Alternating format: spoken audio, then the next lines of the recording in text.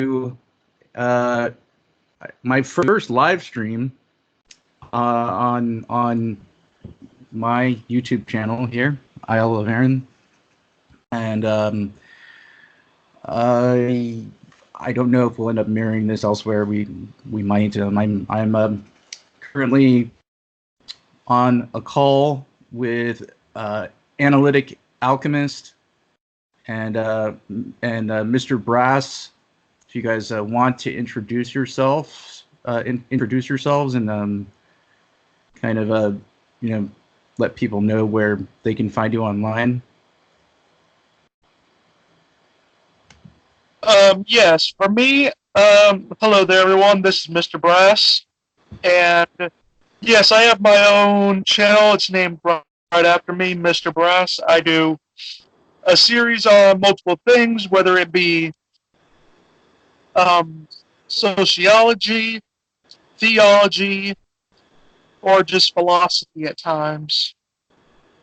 Um, I'm thinking about going into politics in terms of YouTube topics some down the road, but I'm more focusing on the philosophy and theology parts for now.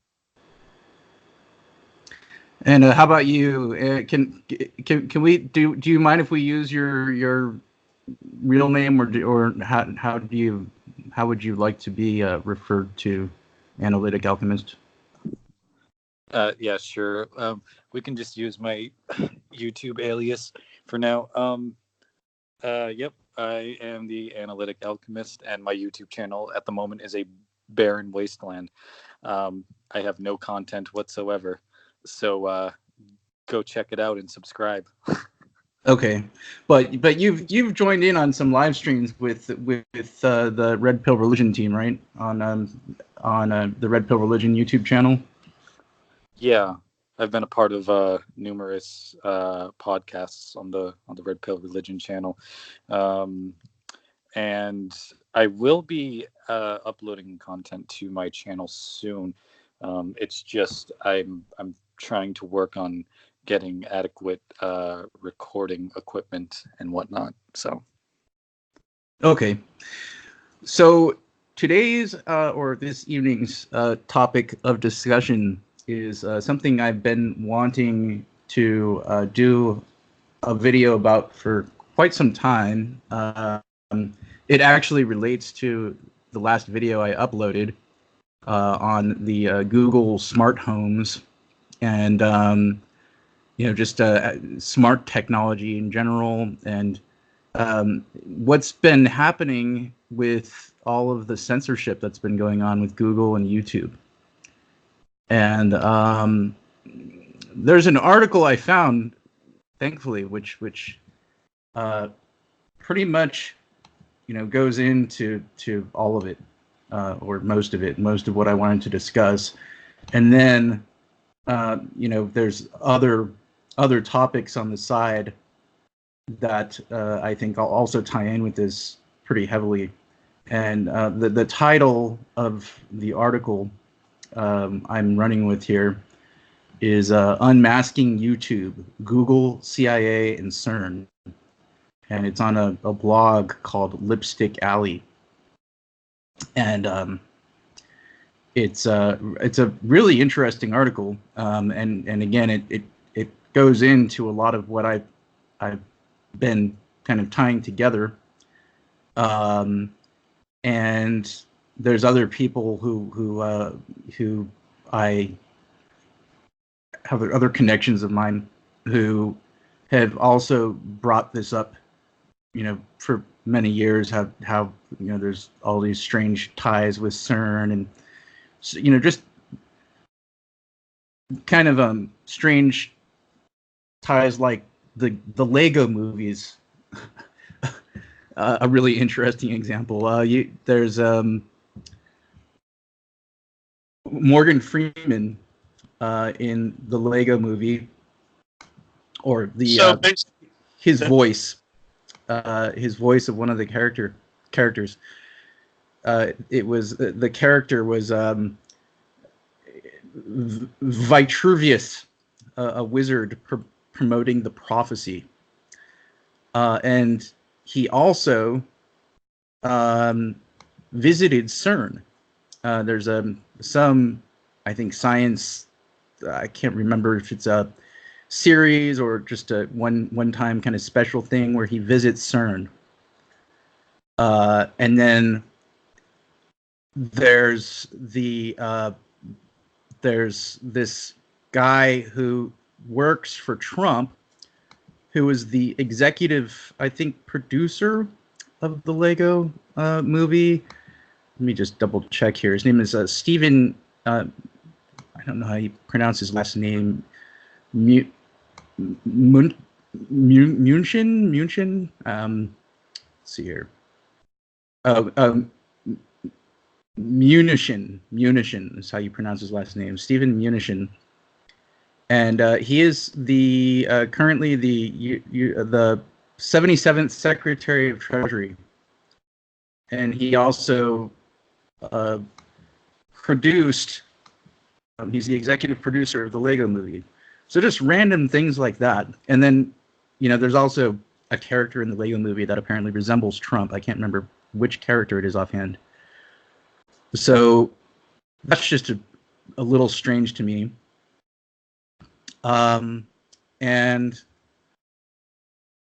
then just going by this article, I'm going to see if I can screen share it.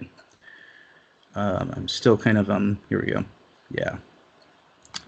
So let's just open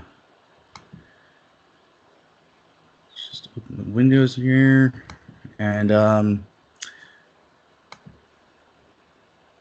all right. So this is the, my web brain here on CERN. Can you guys see that? Or I don't know if you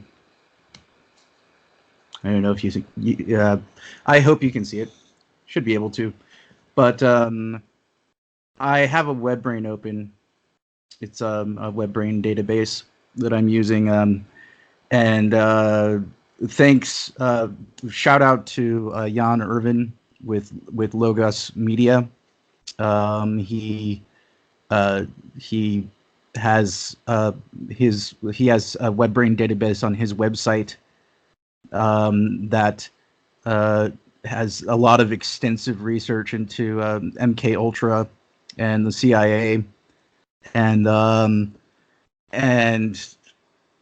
I learned about this software through him, and it's really great software.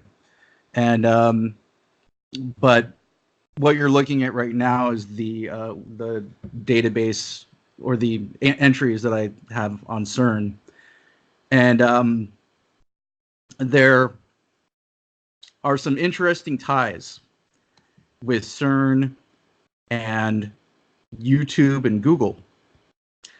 And the main tie, the main person that ties it together is a guy named Stanley Wojcicki. He is the former chair of physics at the Department of the former chair of the physics department at Stanford University.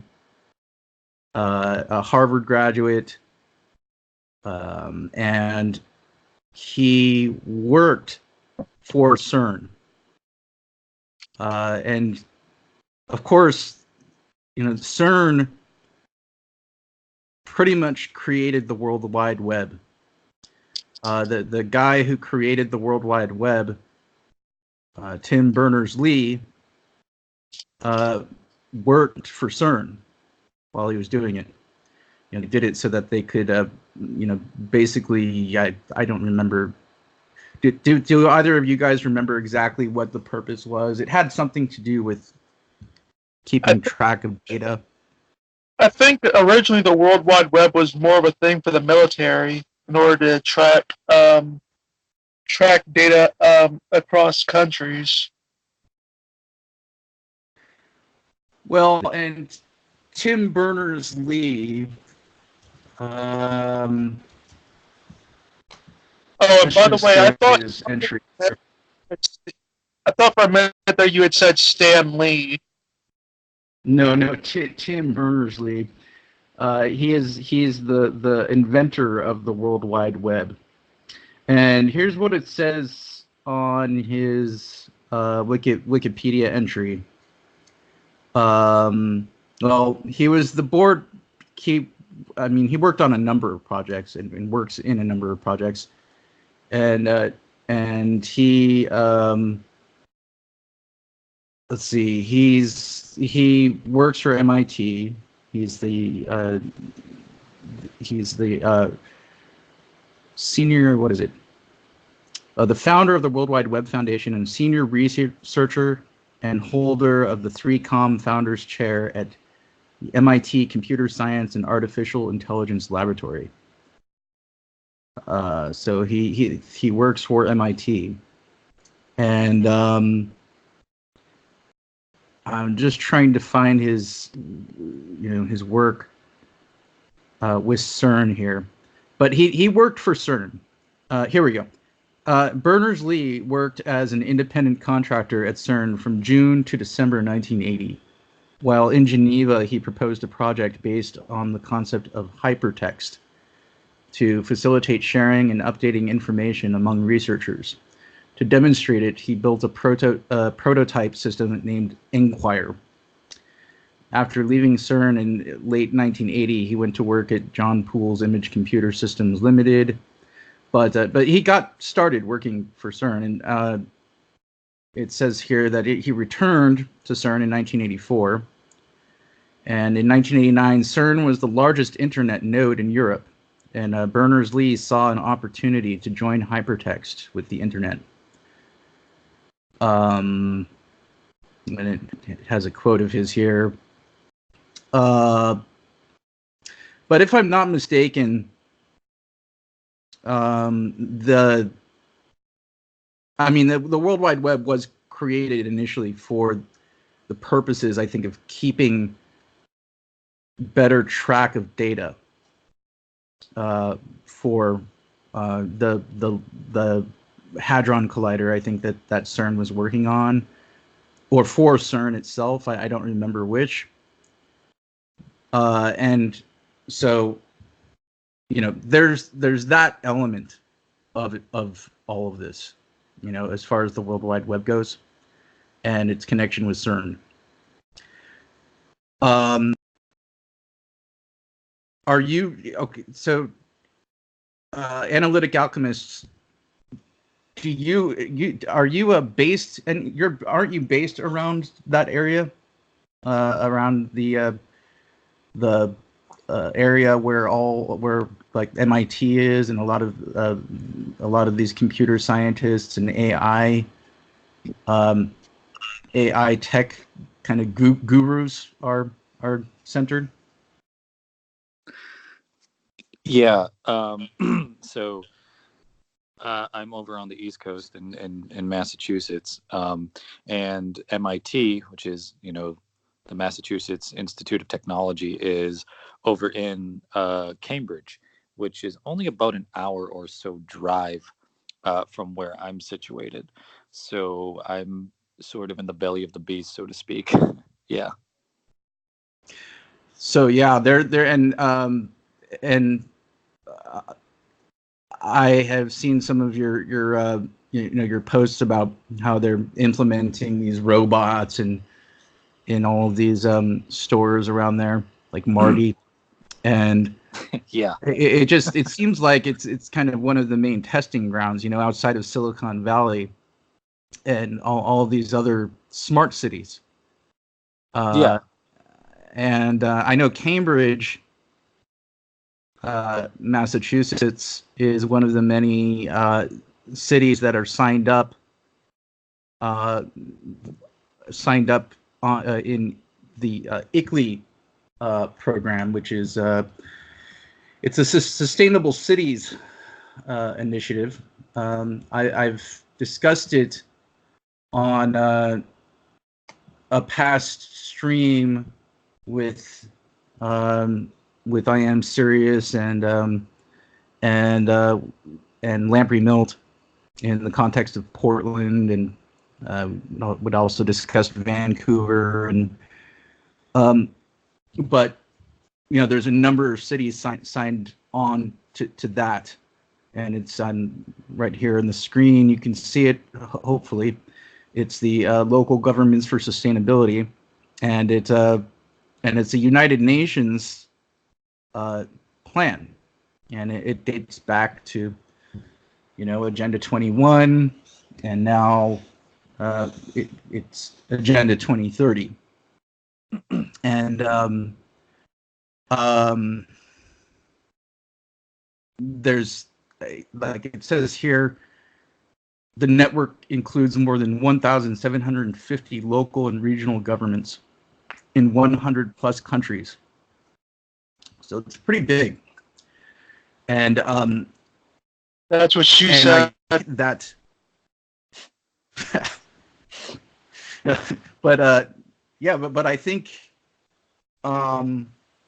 there's a direct with ICLEI and this plan for all these smart cities everywhere, and CERN and Stanley Wojcicki, they're tied to Google because his daughter, one of his daughters, Susan Wojcicki, and actually, what I'll go ahead and do is just start reading this article now, because it pretty much goes in to how they're all tied. And thanks to Bubbly Flute, is who posted this article, whoever you are. It's a great article, and basically, so it breaks it down with YouTube. There's all these headings. You can see it on the screen here, and so it starts with currently the public seems apathetic to the supreme power amassed by Google. We have even adopted Google as a verb within our common language. If we want to research something, we just say Google it, setting a precedent that the only valuable way to educate ourselves is through the use of the Google search engine. Perhaps society does not realize how many companies and projects Google is correlated with, or how much we as taxpayers contribute to their colossal power. And then there's YouTube. Let's begin with examining YouTube as a company. YouTube's current CEO is Susan Wojcicki, whose claim to fame was supposedly renting out her garage to Google founders Larry Page and Sergey Brin. Sergey Brin, also just as a side note, is, I believe, the current director of Alphabet Inc.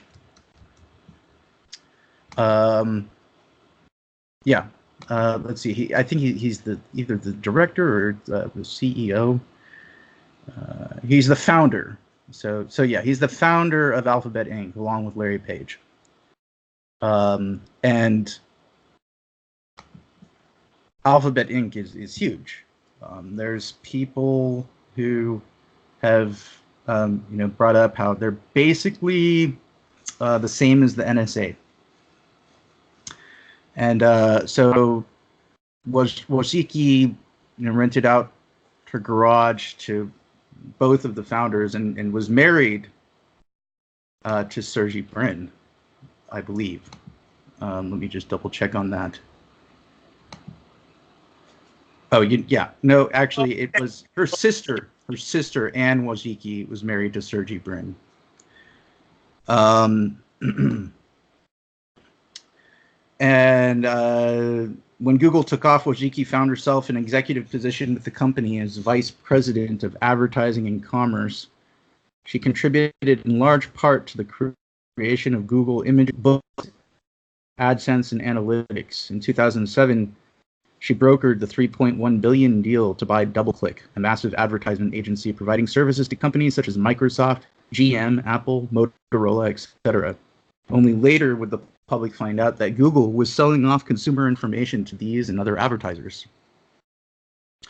Google Video was receiving steep competition from the startup company YouTube. In 2006, Wojcicki decided to purchase the company, making it an additional subsidiary. Still CEO of Google at the time, Eric Schmidt assisted Wojcicki in effectively launching YouTube on a global scale. By 2014, Wojcicki decided to take over the company and became the CEO of YouTube. Time has referred to her as the most powerful woman on the internet. Additionally, with her $410 million net worth, she has easily become one of the most powerful women in the world. Though with her husband, Dennis Troper, also being a Google executive, specializing in Android wear, it is likely they have attained even greater wealth. Additionally, their foundation, the Troper and Wojcicki Foundation, is publicly inaccessible. It has no website, address, or even a board of directors to view. The sole way to find the foundation is through bridge.org, Basic Registry of Identified Global Entities. Yet another elitist foundation, reminiscent of their pay-to-play pals Eric Schmidt and Hillary Clinton, who have set up foundations for all of their money needs. Nevertheless, the power of YouTube and sharing of ideas has become abundantly clear. This is why dozens of countries around the globe, including Russia and Germany, have censored YouTube at one time or another. Other countries have the platform completely banned from its citizenry, and some, such as Armenia, have been known to block the site around election time to prevent the free flowing of information.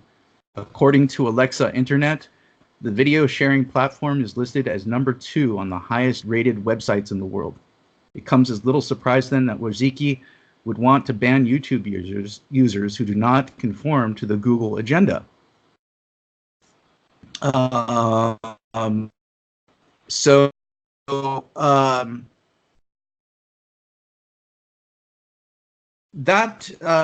has been happening like crazy recently. There's been news about it all over.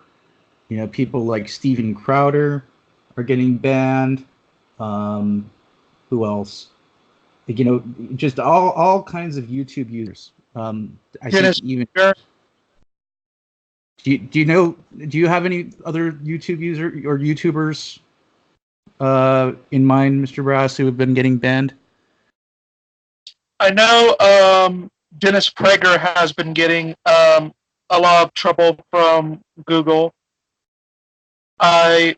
It's mainly more conservative YouTubers that are getting it the worst.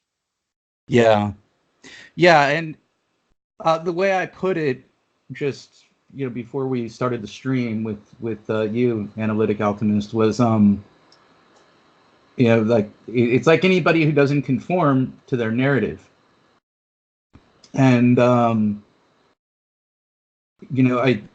if you take the time to research all of the different individuals and organizations who are behind eugenics programs, population control, and using environmentalism and conservationism as a front, to kind of carry out their agenda. They all own. A lot of them, not all, but many of them are connected to, the bio or the or the fossil.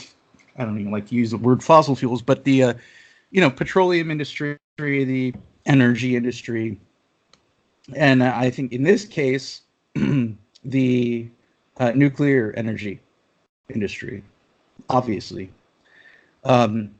And CERN has 23 member countries listed. The last one to be listed is Israel. Now, nothing against Israel. As far as it just being a homeland for the Jews, and I am, of course, part, at least, like, born into a Jewish family. I'm not necessarily in agreement with a lot of their policies, though, and in this case, I think there's even people who are Jewish who live who are Israeli citizens who would probably disagree with a lot of their policies for different reasons. But in this case, I think there's how can I put this? Kind of I mean, Israel's always been influential for obvious reasons. I would hope to many listeners out there, because of its role as the a Jewish state, and the fact that it's kind of a gateway to Europe, Africa, and Middle Eastern, Asian countries, and it's historical and religious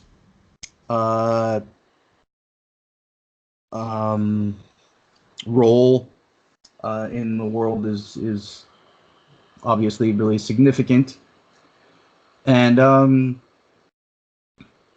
so there's like, look at Genie Energy, for example, and all of the people who run Genie Energy and who sit on the board of Genie Energy. They're really powerful individuals, and Genie Energy has interests in the Golan Heights, where Israel's basically been wanting control over that area. And as far as CERN goes, I don't know. There's different information I've seen online. There's a YouTuber by the name of Rise, I think it is, who there was a video on his channel at one point. I don't know if it was taken down or what, with a woman who lives in Israel, who was talking about some strange kind of things going on there with I don't know, something she had seen in an area where there's supposed to be some kind of it had to do with the Jordanian president, and how Jordan also signed up with CERN, and there's some kind of I wish I could remember what it is. I would have to get back to my listeners on that, but just kind of strange things associated with CERN in Israel.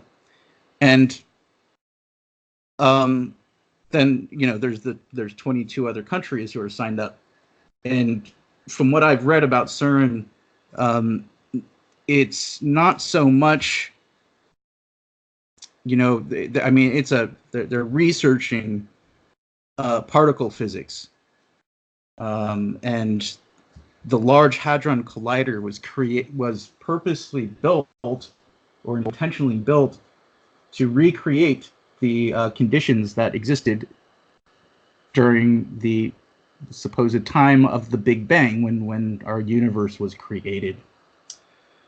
And if I'm not mistaken, I think they actually did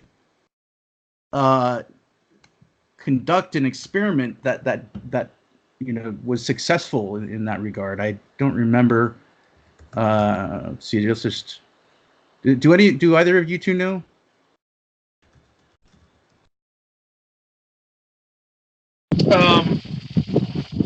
Not really sure exactly. I do know that these big tech companies are seemingly getting more and more powerful as the day goes by, and it doesn't really that the government is the one that's really pumping it in there. Yeah, there's there's definitely been successful experiments. There's one I just found on the futurity.org website, which you should see on my screen here. That it's about, it's from let's see, where's the date? I can't seem to find the date on this, but but it goes into, one of the tests that they conducted, and it has a quote here from William Ford, who's a professor at University of Colorado at Boulder. And Ford, it says, is one of 17 CU Boulder Physics Department faculty, postdoctoral researchers, graduate students, and technicians involved in the project. And he says, today was a very significant milestone. We could not be more excited about the results, says Ford. The project and the measurements we have begun making have huge implications for our graduate students. These students will be getting real data they can work with to make new discoveries. Later on, he's quoted. He says, "This is a very exciting project. We are on the frontier of energy." He says, "This is a different guy who's quoted. It's John Cumulat, another member at CU Boulder's LHC team." It says one target of the effort is to find evidence of the elusive Higgs boson, theoretical elementary particle that has been predicted by physicists and is believed to hold clues to the mass of matter. And he says, this is a very exciting project because we are on the frontier of energy, says Cumulat. This project undoubtedly holds some very big surprises for us over the coming months and years. 16 years in the making, the 3.8 billion LHC project involves an estimated 10,000 people and staff from 60 countries. So there's 23 countries that are actually signed up, but then there's staff from 60 countries, including more than 1,700 scientists, engineers, students, and technicians from 94 American universities and laboratories, supported by the U.S. Department of Energy's Office of Science and National Science Foundation. The United States is providing about $530 million primarily for the LHC detectors. And that was from originally printed on a colorado.edu website. And I still don't see the exact date. But, regardless, though, that should shed some insight into, the nature of CERN and what it's used for. And based off of what I've read, if anybody out there knows anything different, please comment and let me know. But from what I've read about it, it seems like it's strictly being used for research. And then there's all these other countries that have signed up with CERN, and probably more that are going to be signing up with CERN, that would be using research for their own nuclear energy programs. And I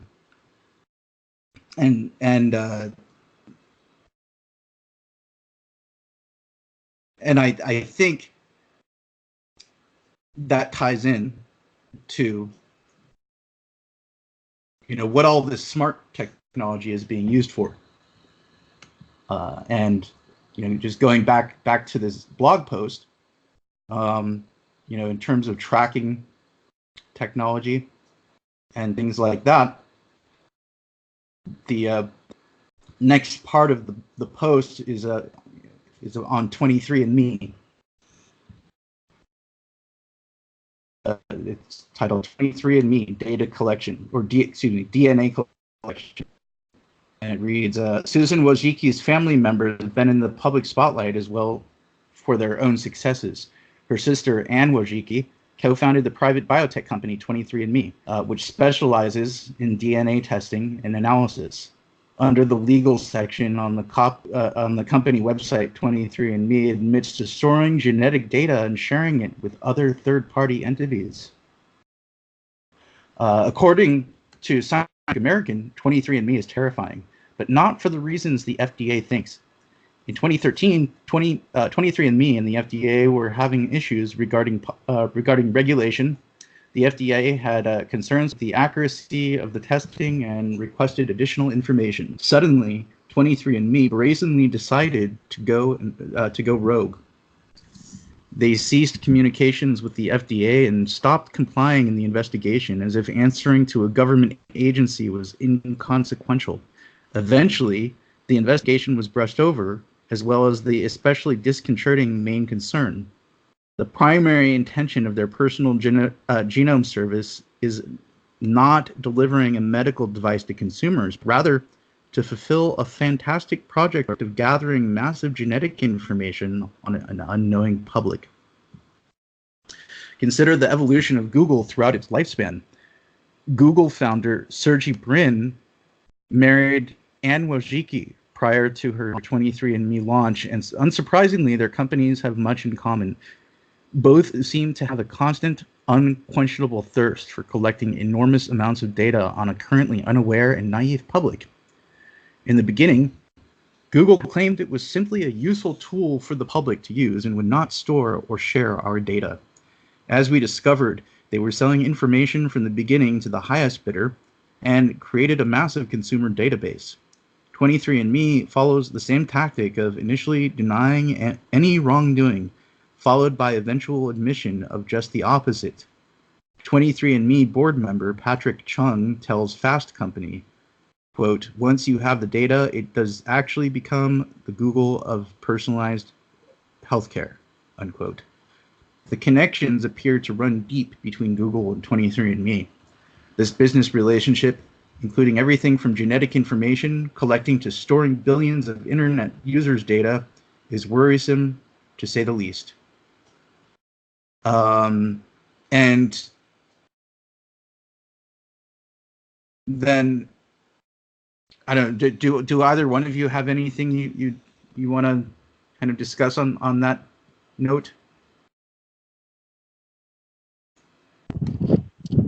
I think that, like, I mean, like, discuss exactly what, just to be clear. Well, in terms of the connections with 23andMe and data collection and the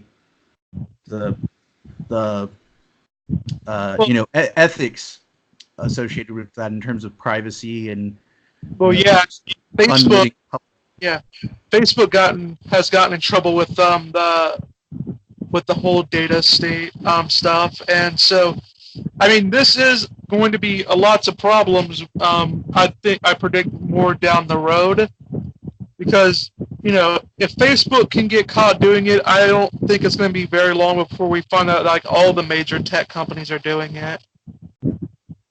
Yeah, and I think they have been too. For quite some time.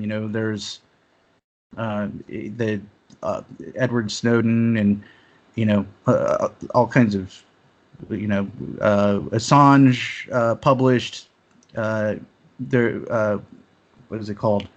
I linked to it in the low bar of my last video. Google search the transhumanist singularity is what it's called. Where I film this display in Home Depot on Google Smart Homes, and it's called there's Google is not what it seems. That's what it's called. It's from a book Assange wrote called When Google Met WikiLeaks, and he gets into the background, how Google was created, and it was basically a government project, and as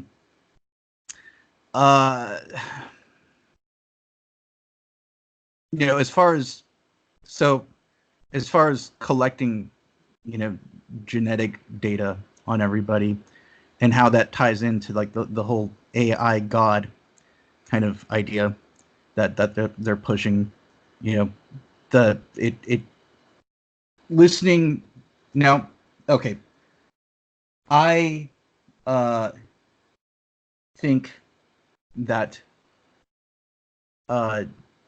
E. Michael Jones has a lot of good points on the kind of rejection of logos that's inherent to the to Judaism, or the rejection of Christ as the Son of God.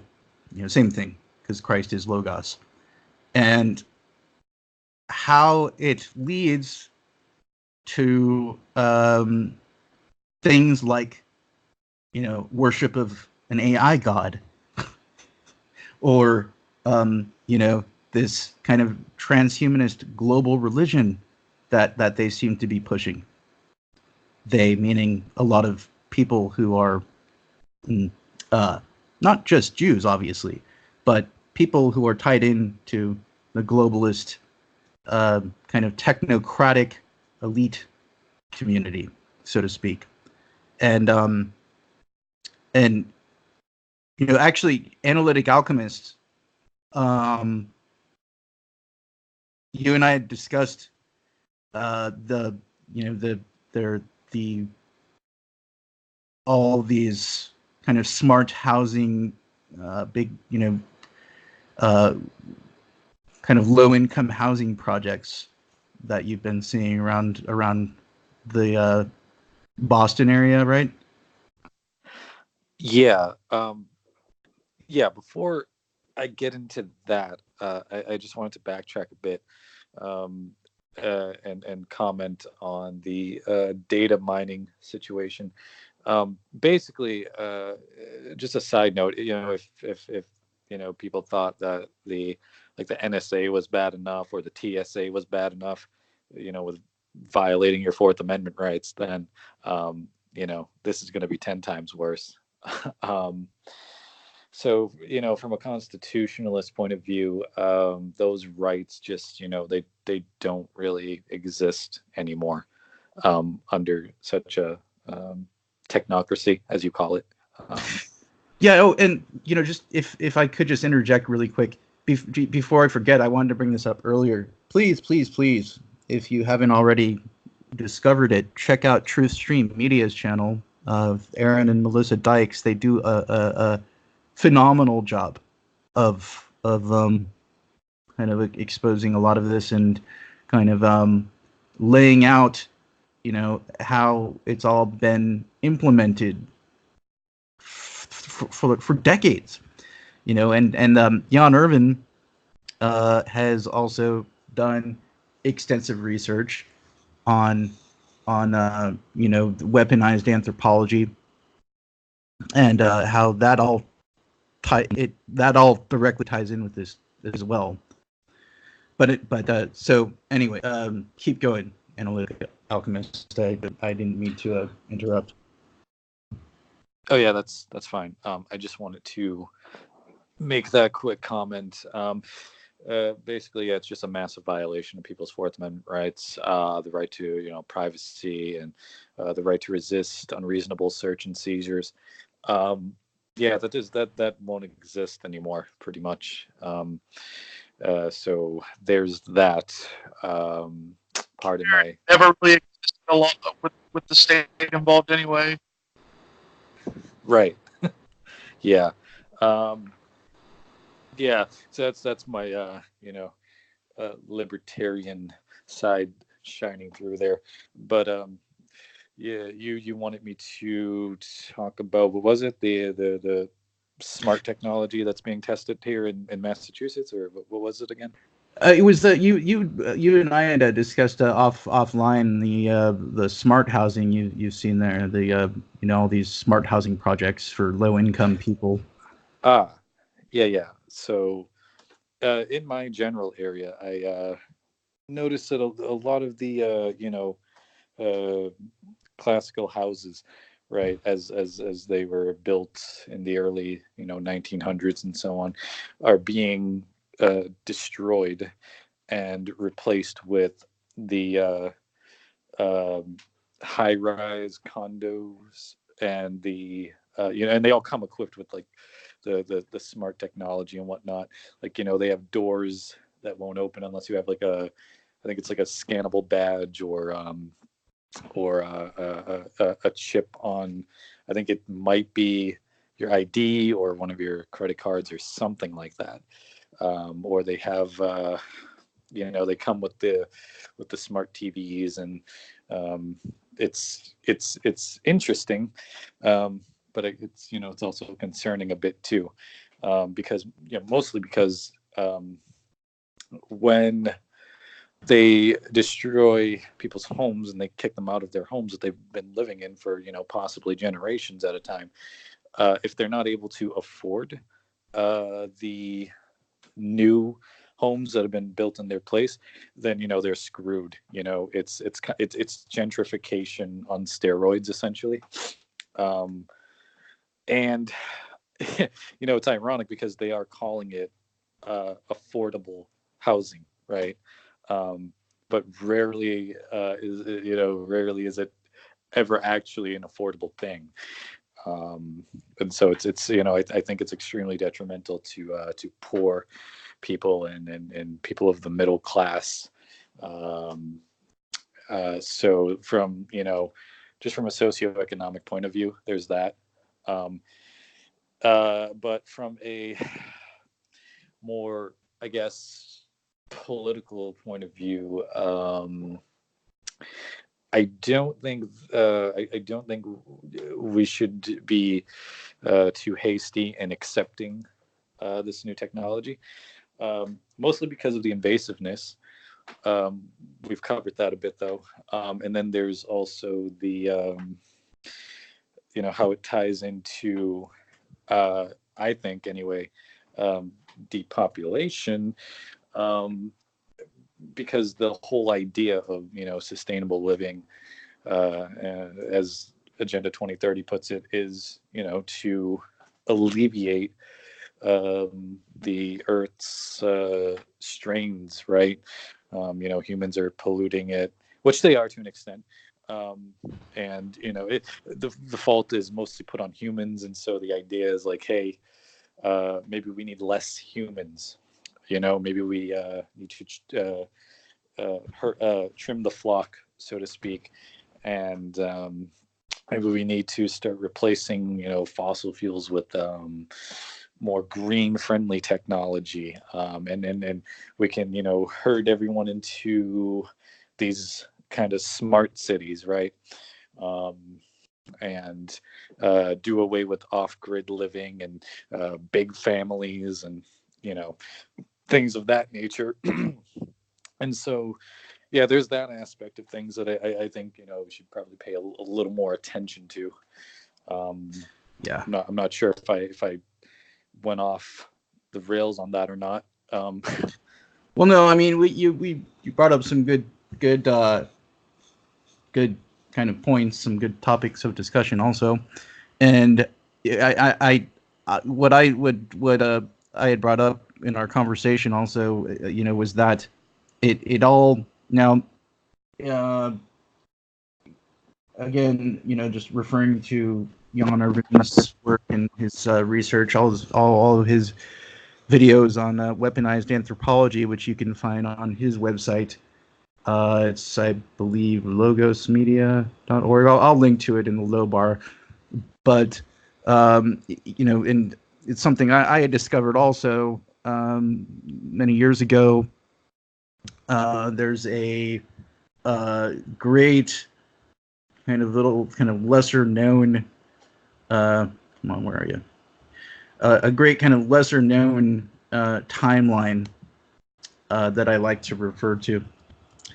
And it's on virginia.edu's website, called LSD, Mind Control and the Internet. And it's I think it's a nice timeline. Starts from 1942 and goes all the way to let's see, 1988, like the Rand Corporation and all these players involved in essentially weaponizing the internet. And hey, sorry to interrupt. Can I bring up one more point that I forgot earlier?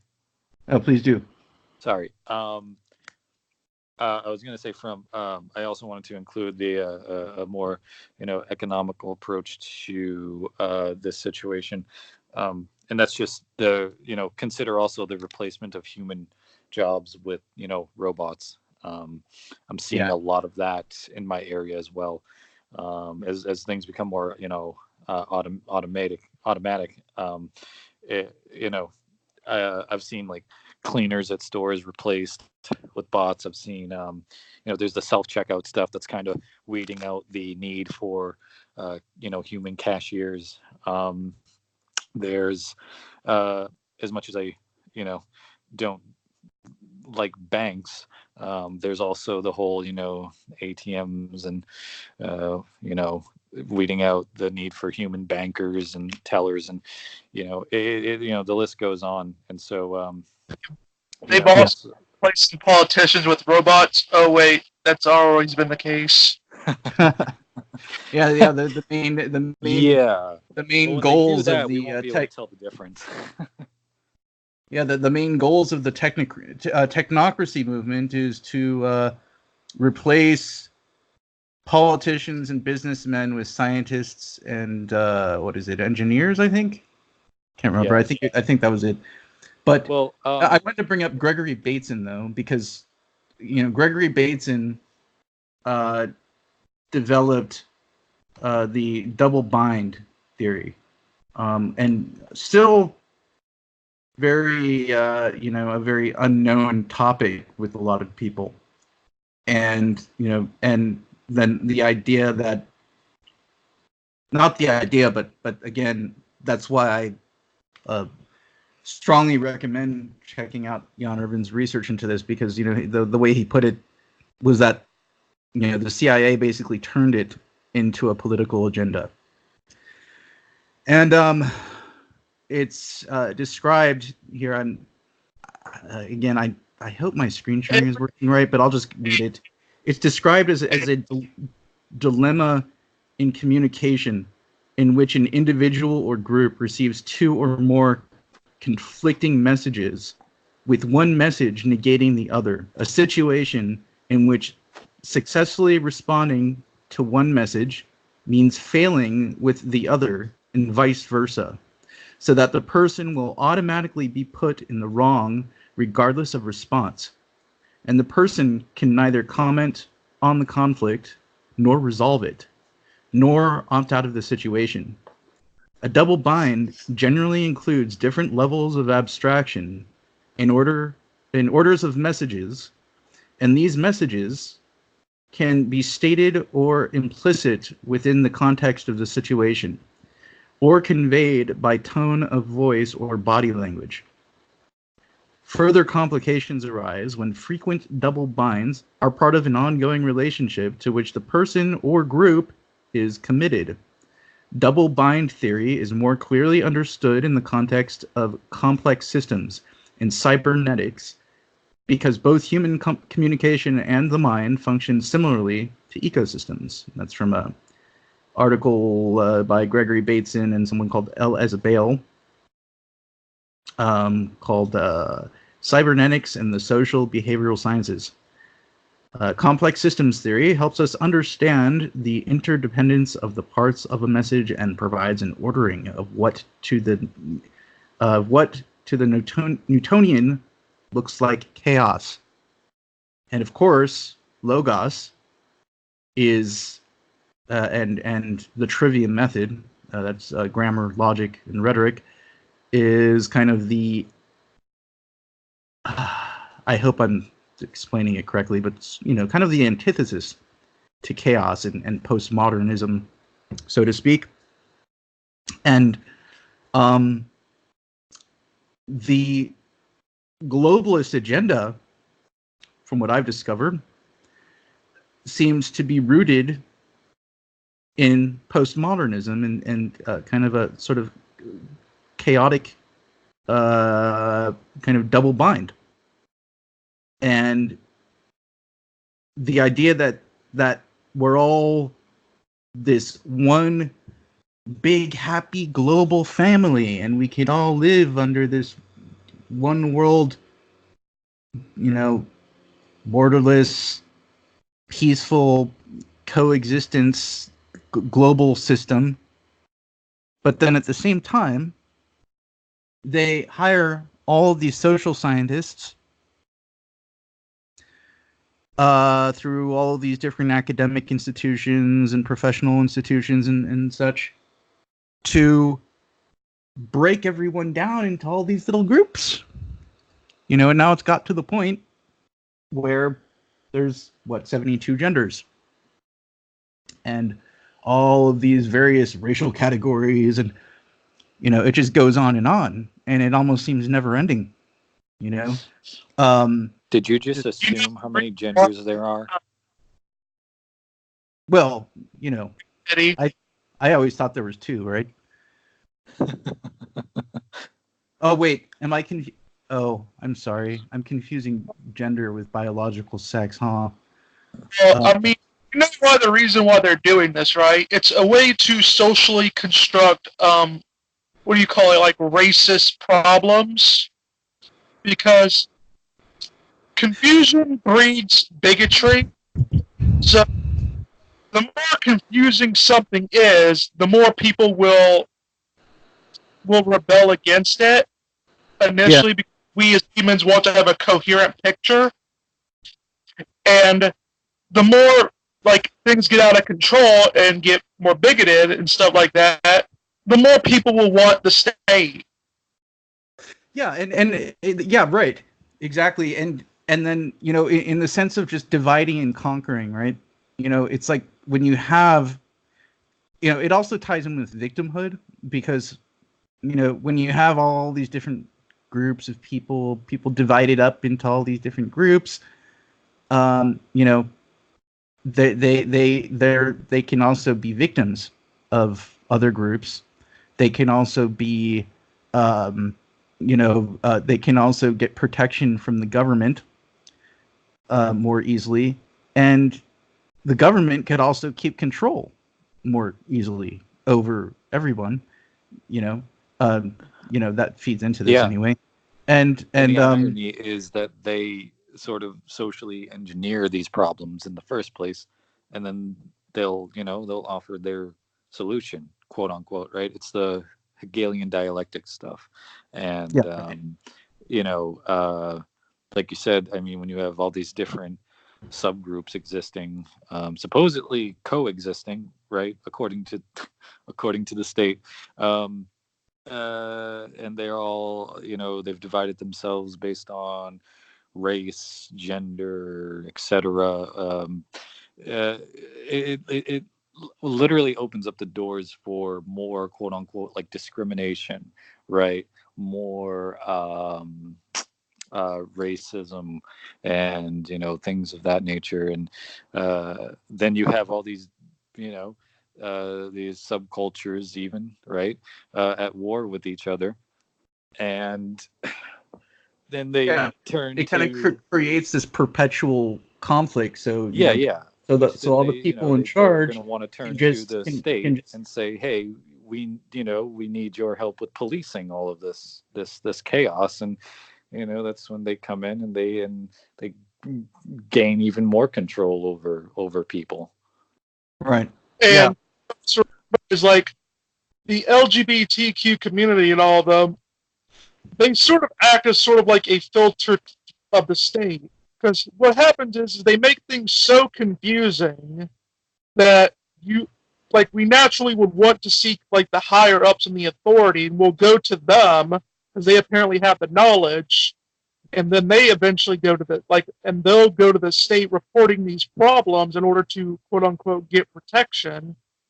And really what the government's doing is just feeding their information to them, which they just appeal to the masses. So you really got one line from the government pumping out propaganda in order to, further their own interest, all in the name of inclusiveness, quote unquote. Yeah, like the religion of religion of what's the word? Statism. Well, no, it's different than that. It's tolerance. You know, like they're turning tolerance into a religion, and then they're like weaponizing it because you know, and if you Quote, you have to remember criticize this. anything that has to do with the overall narrative, then you're going against their kind of religion of tolerance. You know, like you know, your hate.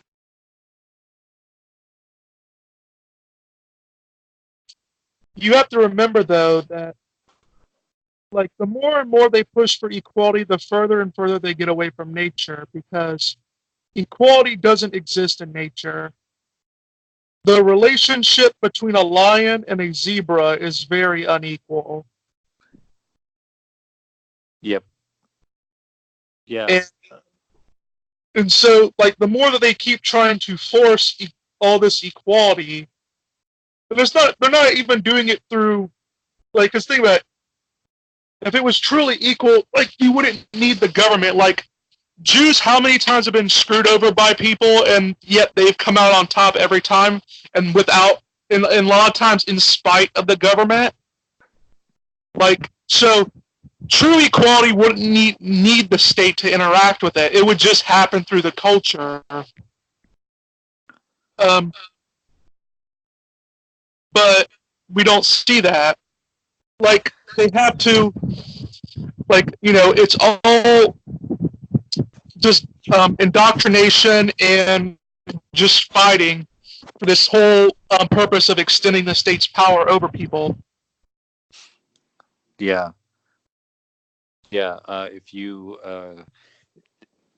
of the mindset that there is a clear sort of teleology in nature, that there's a set way things are meant to be, um, then you are labeled a bigoted and a sexist, um, and a homophobe and all this other jargon, right? Like, And I always tell them, I hate all people. I hate all people equally. So whether you're gay, straight, bi, black, white, yellow, red, or whatever, I hate you. yeah, they're not sure what to do with Mr. Brass. They're still trying to figure that out. Not much propaganda that can be used against this guy here. um, uh, uh, yeah, I mean, now you know. I think a lot of people get it confused, right? Like, there's a quality of outcome, and then there's just this sort of overarching equality, quote unquote, which says that you know, every person should be treated, well, not just treated the same way, but you know, all the, you know, every person's outcome should be the same, right? Whether it's for like physical activity or intellectual exercise or whatever it is, we should all just, what, you know, um, I'm getting a call from Aaron. What happened here?